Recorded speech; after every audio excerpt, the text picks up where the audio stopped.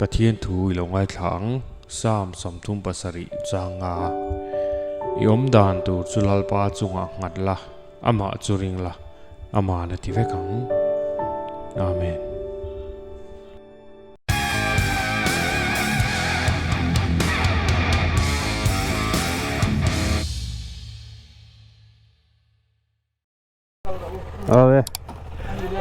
Okay.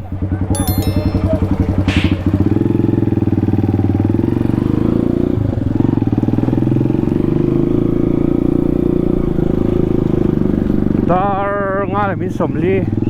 mong kon khua kan chu san do hei mong kon khua ni mong kon no pangte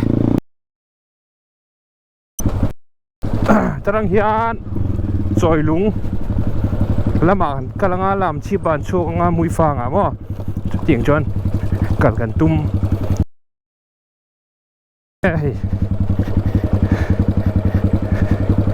off-road le chân der mai tiang hi chu ma se na lu tuk lova lung no chi khania na lu tuk lova tinga thal e thoi chi kan tra zirang deuh khan bike ka kong amanga am ke mai ka thal thaleng ti ka la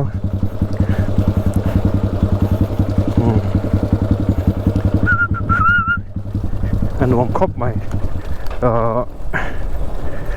nghe nè ram ngô hi là trả xe mà wow nó bị nè anh ấy lâu john line thắc phim khổ ngay cái gì cả nó bạn môi về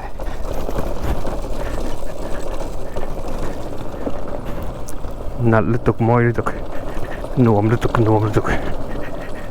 đâm takin lệ anh thấy đi KTM ADV Rider. Hả? Read lâu. Hai đâu? Cái bé cá liền đó lắm. Atliêm ấy, mấy à?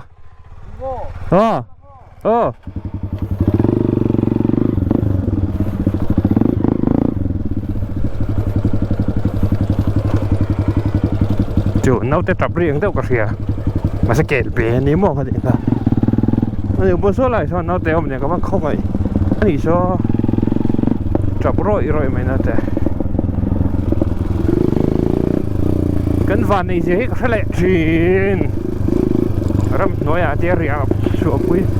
nó lại phải nát thâu cả cả sân cần ngay đâu thế mà don't take it for granted English in cái tivi này sao sao đông cái gì ta không mà lẽ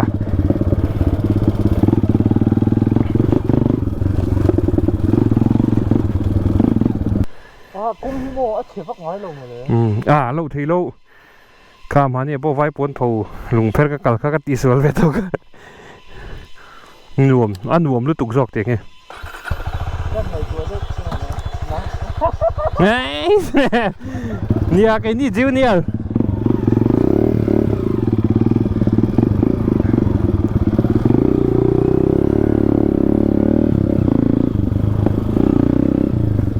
cậu sẵn hay cho Philippines cái bé cái tăng cái phăng má về mình hôn tira tôi đã cần là u chana u hi nè chú phăng má về mình hôn tira cái tăng cái lâu đi cái mình lắc sắc lùi xa anh reload tê rèn nè thế nó mà rồi chứ in here boy kan hun rai mai bây đi cho nó cross phải chú anh durin ai đây hey grip thầy riu mày karin ai đây mà tang mi lâu nha ông mẹ lại ngay mấy thầy mà sẽ tin mỏm lâu cả buổi liếm lâu lên dễ khoan in throttle te kami acceleration không mà power cả down mày sao lại sang nuông luôn nè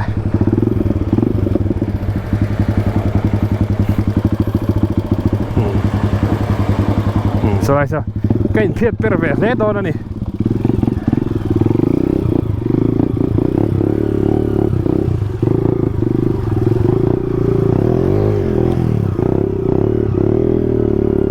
Let's go! Woohoo! That's a bear!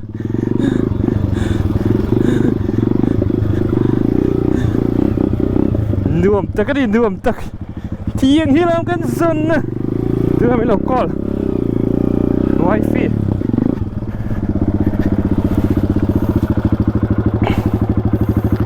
hello hello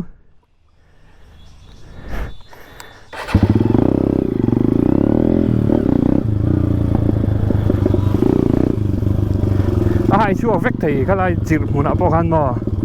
buổi nào cũng lâu mà sẽ nát tắc á ô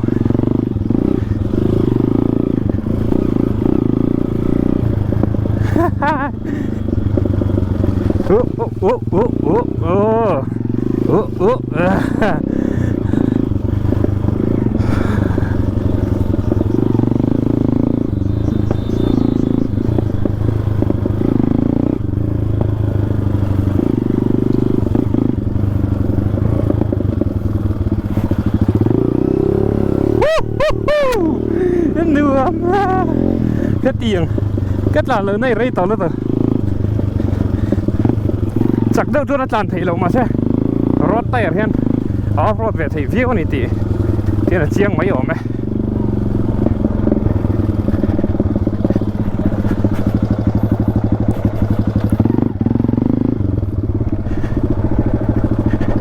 húp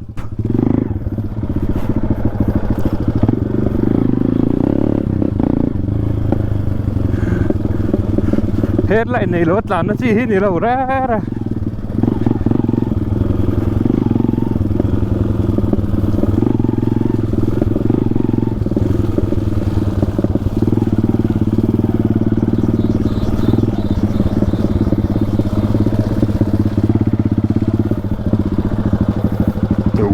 oops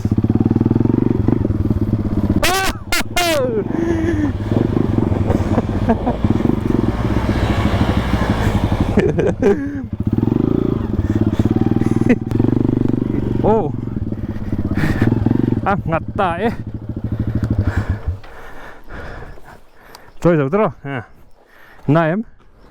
ô chẳng là mà mút chắc là mà mu khác chẳng là mà mút đây in hai per khá bên rồi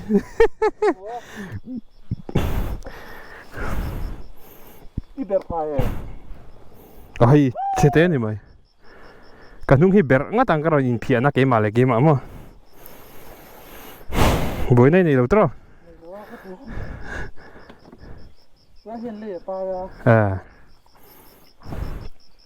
van nua mấy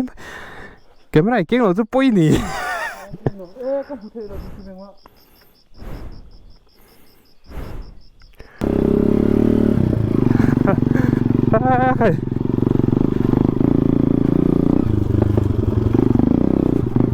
thì khổng mày thế đây là in tour tùy về đằng mà gần kiếng lâu mà thế khó là lâu lại chưa rồi sur sẽ chưa cái mà big phải cho cả buổi về mắp khóc bằng nào don tụ cái mò rồi sur lâu lâu thì ba dạng này nè anh này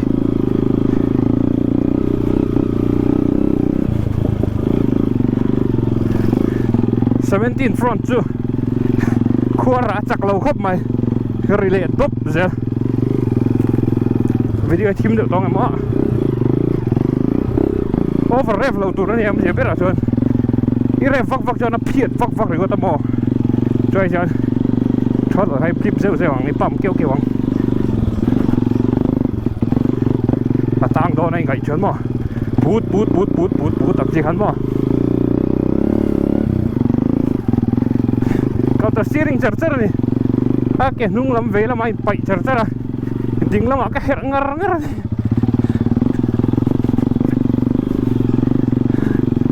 van luôn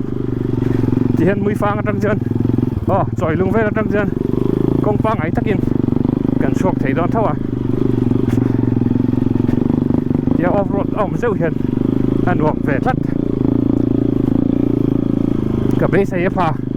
nuông có thể là tóc u chân là chơi lâu in sát xuống ri này lâu chết tao thì cái lốm tay dọc gì second gear hay cái bột tram tram chân trụ second gear hay hiện nó torque khít lẽ mình niệm đâu hết cả cái phiệt tụi vàng đâu hết cả mà first gear chú torque sang nó tụi cái chết thì tí giờ bọn hui cả cái spin pop vậy là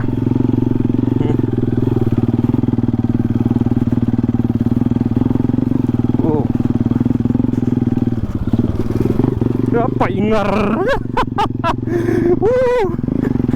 kan nung ada yang mirip kotu biasa ini datang apa tang yang kir-kir je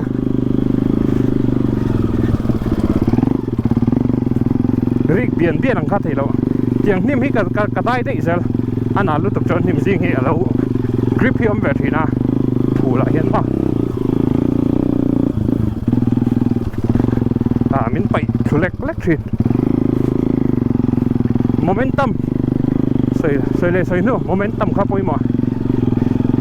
din lâu khá bôi mỏ din tiền hay thế bộ thì hắn mà cả over FB lâu khá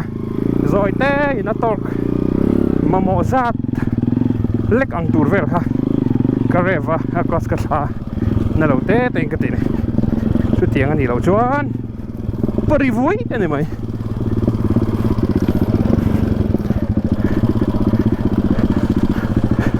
cái lạnh sản thì phủ lầu em phủ lầu đều lạnh sạc ngay hết là mình lạnh sạc cả sạc là mày ha chuan in ra khal zu lâu hít thabo ka cái ra khal zu chuan in kluk ko lema bike hi chep beti la cái soi phâu thìn cả cheng ngak kan kluk do in ra khal le mai không chụp vào chuan engine braking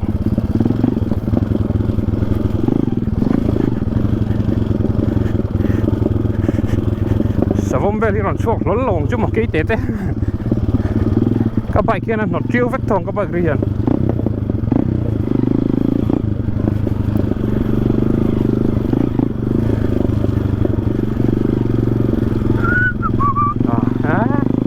อะไรเองทางชั่วโมงทิมรู้ตัวกันแล้วนี่เราว่าเอาขวานหายจันอังกระริงกลางดูกมดานนี่จอยลุงขวากันชกล้นๆนี่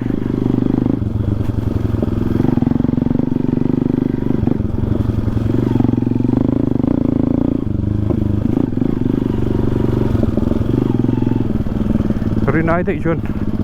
ก็หาสัตว์ฟักlo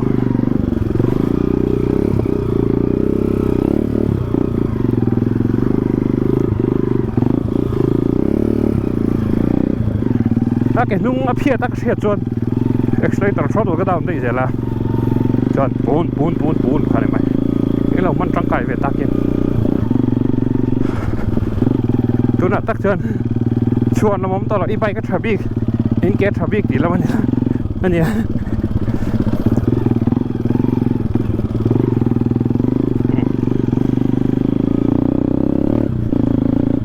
thấy trên áo rót xuống rồi cho các cái con dầu vách đó thì top mấy nè dầu en về phim rồi mong còn để rồi lúc in car này phải công là một trang kalin offroading nan nuông đón nó tục chất phải họ tập đồng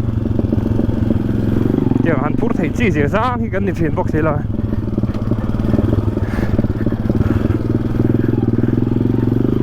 chòm ngay lẩu chùa khăn với lẩu chùa lên à rồi mấy hi chọn all some thina mà se han phur ngo tila an nun na kha der thaw kan da thei jok ke mani hian ma a kong chin chang hi camera lan ang mấy hi ni si lo ma oho va ho ve kala tui don chau shin le ma klema ber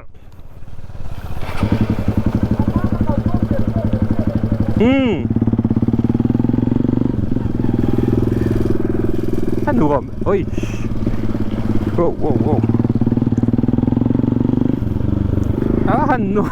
vậy là, đi hắn, ina, gần hông à,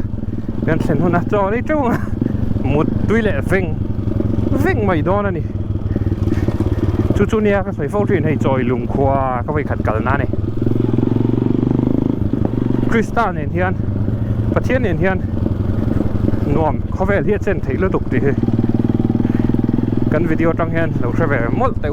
อันหัวมันนี่อ๋อดูไหนฮะเอ็งมาลุยที่เตลเราวินเทียกันกันก็ละกุศลนั่นเนี่ยลุยเราให้เราวิน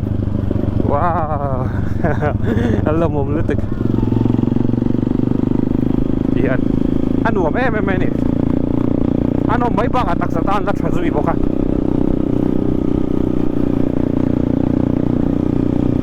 ซอยลุงขั้วฮิโอ้กำลังกติขันเนี่ยมาเถอะจานเราขานไอ้ก็ช่วงล้นไหมมุ้ยฟังแล้วมากันหัวโดนเนี่ยติขัดโซนินโซตะดาร์ซีกรอดแล้วมาจริงชีพกันช่วงไฟโดนหมกติอ่ะมาเถอะเรานี่เราที่เห็นซอยลุงจูลามชีพกันช่วงอ่ะมุ้ยฟังกันช่วงอ่ะวิ่งนี่ไหมนุ่มเลยเป็กโดนตัวไฮบีมกันเสียมลงอ่ะชิมต่อกันเลยสิอ่ะแล้วกินอาจูเลยก็เลยก็เลยตอนนี้กงชับบ้างไอ้นี่ต่อเท่าเนี่ยเราบกเสียจีร์เดียกได้จนออยล์ได้จนติดไฟเน่เว้ยง่ายต่ออาเจนใส่เสียมั้งดูมเลยสุนช่วงเองอ๋อมุ้ยฟังกันเสียงไรไม่อะเด็ดครบไหมไอ้ reflector เตียงอมที่อัดครบไหมกองควรอะไรที่เสียเทบroad marking เต็มอ่ะเตียงที่ปุ่ยหมอนี่แต่เห็นอมเสียไล่ตะการเห็นนี่กงกวลดันที่เสียเวทีอ่ะเตียไล่ตะการชุนเห็นอารมณ์ reflect ทีนะจานเขาตานเห็นจังกายไม่มาใช่อะไรจูดูมเตียงแล้วเรื่องมันให้ใส่อะไร reflector มีมั้งจังกายเลยตุกเตียงชูมาฉาบไปจน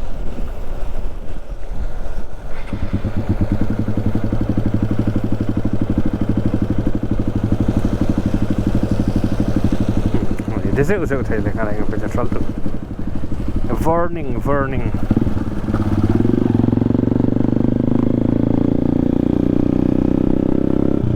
เตียงไอ้จอนโลบีมเดี๋ยวเล็กอินเดียนได้ละหมูเดี๋ยวเล็กร้านสักครั้งนี่เตียงใช่ไหมมุ้ยฟังตัวหนังหุ่นเวลาก็ไปขัดกันนั่นนี่มุ้ยฟังเฮ้จานไหนกับจานคัดก็ไม่กับจานไงเลยมันหัวมันนี่วันจะก็ enjoy ครบไหมวันพอเราวันจะดู half day เวลา enjoy ครบไหมคานดำเลยหิมตะกินกันแวงจุกันแข่งไปเลยตาประเทศของนาซาระดาร์เรียนเลยไม่สอบประคัดอะไรต่อแกนี่ไม่ฟลาแต่พอเราคาร์เฟลเชียจริงเลยแล้วกันนี่จวนข้าที่ส่งขาที่เสร็จถูกโจมตีจวนที่ถูกจะส่งจกจงอารมณ์ถูกใส่ตักเนื้อไม่ว่าก็ไปดีว่าแต่ไม่เราทีสักเซลล์แล้วไม่เราแชร์สักละไม่เราไลค์สักบุละจวน subscribe พอเขาไม่เรา subscribe สักแบบตัวก็ซอฟต์แวร์ฟิล์มดูเจ้าวันนี้ subscribers กันต่ำเซลล์จวนแค่นี้ตานพอวิดีโอเสียบเซลล์แต่ผู้รำเวมอคอมเมนต์แต่พอถ่ายอย่างเจนกับช่างเซลล์นะคอมเมนต์ในช่างรวมเลยคอมเมนต์เชียร์รวมตักเด้ก็ต้องฟ้าเสื่อมเดียวแหละอันนี้ผมเดียวจวนตกเร็วเฉียนมาอีละก็เดี๋ยวเขาจะมีตำตักอมซิ่งจวนน้องไงตัวแล้วเนี่ยมีสมซิ่งจวนประคัดจวนน้ำเสียแล้วก็เดี๋ยวเขาจะ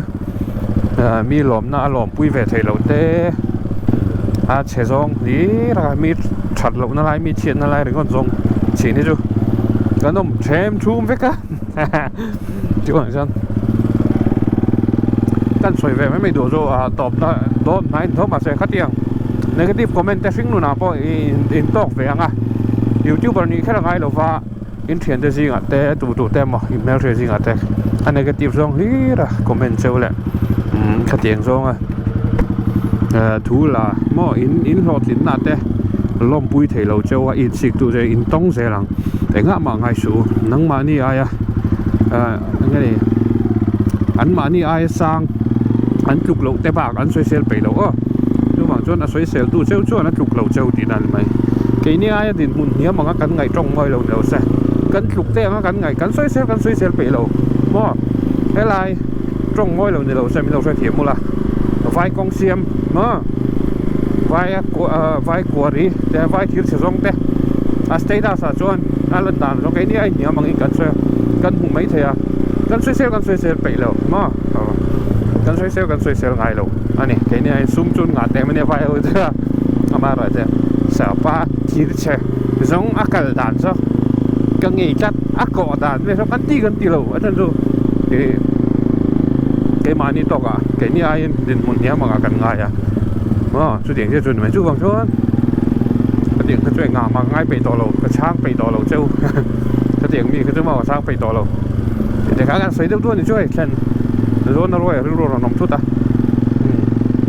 chắc to cái mình lại béo ngay nè mấy chia là lại làm mình lại hầm bộ còn phi gấp mày thì cho nên bộ lầu đi xe khi tụi để rong chung à làm tụi xây tập mèo à này thật thọ nát thế này rồi nát thế ban máu sống châu xe la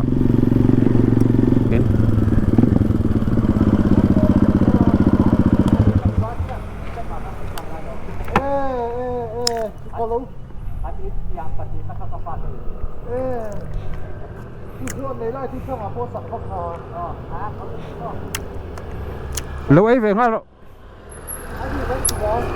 lâu ấy về hát mấy đó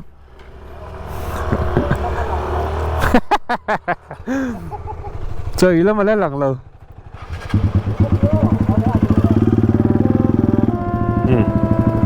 rồi chút giúp liền này rồi nát đây nó thọ nát đây là bận nó sống dễ chịu xe lá đi lại tập bộ in diễn nát thọ tin nát phải dễ chịu xe lá thì hạ cái đồ sắm hết chịu nhà thế này này khi tụi tôi sống xong thì phải yên mặc ra vài vết u lẽ bị động ngay số chịu